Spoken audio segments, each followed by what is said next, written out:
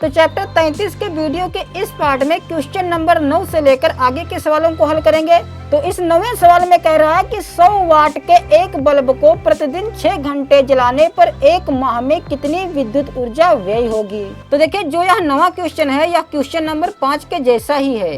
फर्क सिर्फ इतना है कि जो इसमें सामर्थ्य दी हुई थी 5वें सवाल में, इसमें किलोवाट में दी हुई थी, जबकि इस 9वें सवाल में जो सामर्थ्य दी हुई है वह वाट में दी हुई है।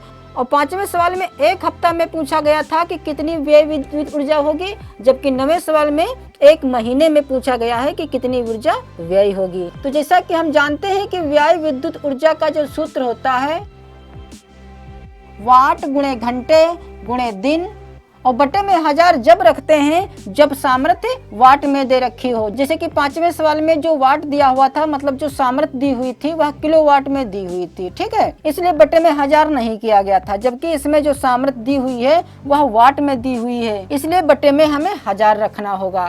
तो वाट यहाँ पर दिया हुआ है 100 वाट, फिर गुणे एक दिन में जो जलाने का समय है इस बल्ब को वह है 6 घंटे और गुणे दिन दिया हुआ है 1 माह। तो मान लेते हैं कि वह महीना 30 दिन का है, तो गुणे में 30 रखेंगे और बटे में 1000। तो इन दो जीरों से ये 2 जीरो कट जाएंगे, इस जीरो से यह जीरो कट जाएगा, तो यह हो जाएगा 6 तिया 18। और हम जानते हैं कि जो व्यय विद्युत ऊर्जा का मात्रक आता है वह किलोवाट में आता है, ठीक है, किलोवाट घंटा में आता है, या इसका मात्रक हम यूनिट भी लिख सकते हैं। तो या तो 18 किलोवाट घंटा रख दें या 18 यूनिट रख सकते हैं। इसी प्रकार देखिए 10वां 11वां और 12वां क्वेश्चन भी है, क्योंकि इसमें भी हमें व्यय विद्युत ऊर्जा ही ज्ञात करनी है।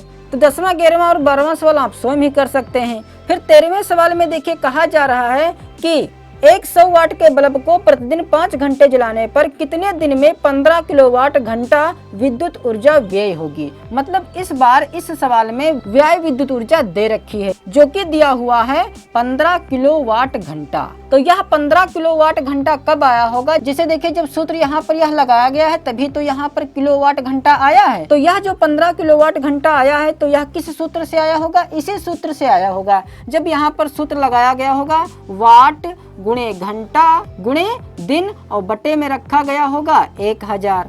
तो इसमें दिनों की संख्या पूछी गई है, क्योंकि वाट तो दे ही रखा है जो कि दिया हुआ है 100 वाट, और जो एक दिन में जलने का समय दिया हुआ है वह दिया हुआ है 5 घंटे। तो गुणे में 5 और दिन हमें ज्ञात करना है और बटे में रखेंगे 1000। तो जो यह 1000 बटे में है इधर आएगा तो गुणे में हो जाएगा, तो यह हो जाएगा 15 गुणा 1000। और चूंकि हमें सिर्फ दिन चाहिए तो जो यह 100 और 5 है यह चूंकि गुणे में है इधर आएगा तो बटे में हो जाएगा, तो यह हो जाएगा 100 गुणे 5। तो चूंकि 100 और 5 को तो इधर रख लिया गया है, ठीक है, इसलिए इसको यहाँ से हम हटा सकते हैं।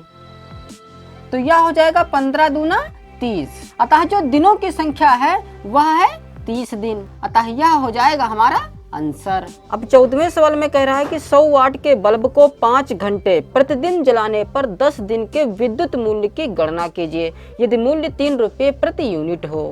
तो जैसा कि सवाल में कहा गया है कि 100 वाट का एक बल्ब है जिसे प्रतिदिन 5 घंटा जलाया जाता है, मतलब एक दिन में 5 घंटे जलाया जाता है। और यह 100 वाट का बल्ब जो एक दिन में 5 घंटे जलाया जाता है इसका हमें 10 दिन का मूल्य ज्ञात करना है कि 10 दिन का इसका बिल कितना आएगा, जबकि 1 यूनिट की कीमत 3 रुपये है, ठीक है। तो सबसे पहले तो हम यह पता कर लें कि जो यह बल्ब 5 घंटे प्रतिदिन जलाया जाता है तो 10 दिन में कितने यूनिट ऊर्जा व्यय कर लेगा यह बल्ब। तो इसमें हम व्यय विद्युत ऊर्जा का ही सूत्र लगाएंगे। तो लिखेंगे बल्ब द्वारा व्यय विद्युत ऊर्जा।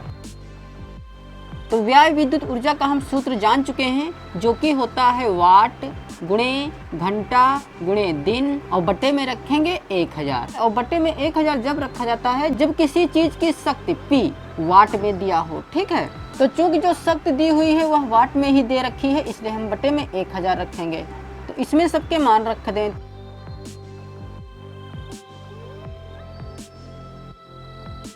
तो जो व्यय विद्युत ऊर्जा का मात्रक आता है वह आता है किलोवाट घंटा या यूनिट।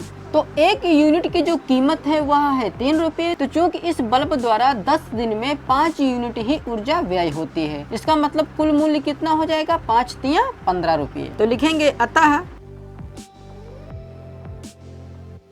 यह हो जाएगा हमारा आंसर।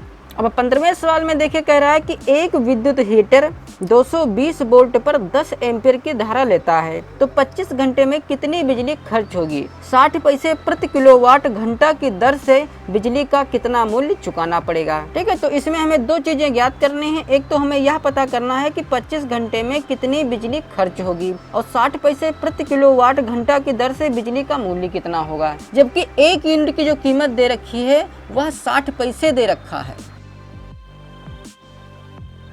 तो चूंकि इसमें विद्युत हीटर की बात की गई है तो लिखेंगे हीटर द्वारा। ठीक है, सूत्र यही रखेंगे जो भी इसमें रखा गया था, वाट गुणे घंटा गुणे दिन बटा 1000। और चूंकि हम यह भी सीख चुके हैं कि यदि सूत्र में हमारे पास वाट नहीं दिया हुआ है तो चूंकि जो P होता है वह VI के बराबर होता है। ठीक है, इसलिए हम इस वाट की जगह पर लिख सकते हैं V × I, या हम पहले P का मान ज्ञात कर लें V और I की गुणा कराकर, जो कि V का मान हमारे सवाल में दिया हुआ है 220 वोल्ट और जो धारा I दी हुई है वह दी हुई है 10 एम्पियर।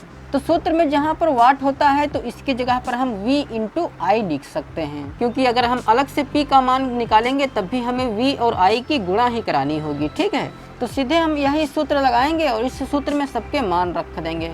तो वाट की जगह पर हम V × I लिख सकते हैं। तो V का मान है 220 वोल्ट और गुणे I का मान है 10, फिर गुणे घंटे दिया हुआ है सवाल में 25 घंटे, क्योंकि सवाल कह रहा है कि 25 घंटे में कितनी बिजली खर्च होगी। तो इस घंटे की जगह पर हम लिख सकते हैं 25 और दिनों की संख्या तो दे ही नहीं रखा है तो गुणे दिन की जगह पर कुछ नहीं लिखेंगे। अपान में होता है 1000। ठीक है, तो बटे में कर दें 1000। तो 1 0 यह 1 0 यह 1 0 यह 1 0 यह कट जाएगा। 5 × 5 = 25, 5 दूना 10, 2 × 2 2 गिरवैयम 22। तो ऊपर बचा है 11 और 5, तो यह हो जाएगा 11 × 5 = 55 और इसका मात्रक रखेंगे हम किलोवाट घंटा या यूनिट। अब चूंकि हमें बिजली का मूल्य पता करना है तो लिखेंगे तथा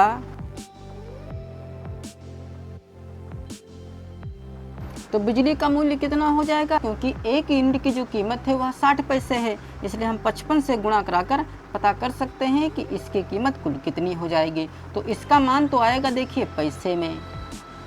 ठीक है, क्योंकि यहाँ पर पैसा दिया हुआ है। तो 55 की जब गुणा 60 में कराएंगे तो 0 5 6 30 हासिल 3 5 6 30 और 3 33, तो यह आ जाएगा 3300 पैसे। और यदि इसको रुपये बनाना चाहते हैं तो चूंकि 1 रुपये में 100 पैसे होते हैं इसलिए हम 100 से भाग कराकर रुपये भी बना सकते हैं। तो इस पैसे की जगह पर हम लिखेंगे रुपये। तो इन 2 जीरो से ये 2 जीरो कट जाएंगे तो सिर्फ हमारे पास बचेगा 33। ठीक है, तो यह हो जाएगा 33 रुपये। अतः दूसरा आंसर हमारा यह हो जाएगा और एक आंसर यह है।